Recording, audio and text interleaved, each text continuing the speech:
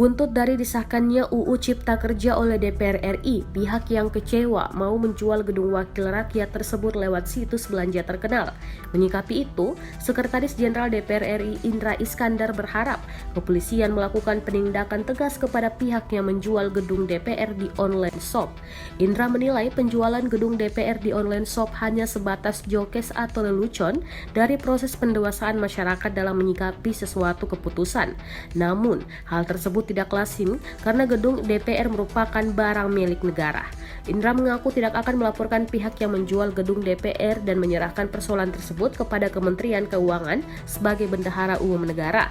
Di sisi lain, Indra memahami jika ada pihak yang kecewa dengan keputusan DPR mengesahkan RUU Cipta Kerja menjadi undang-undang.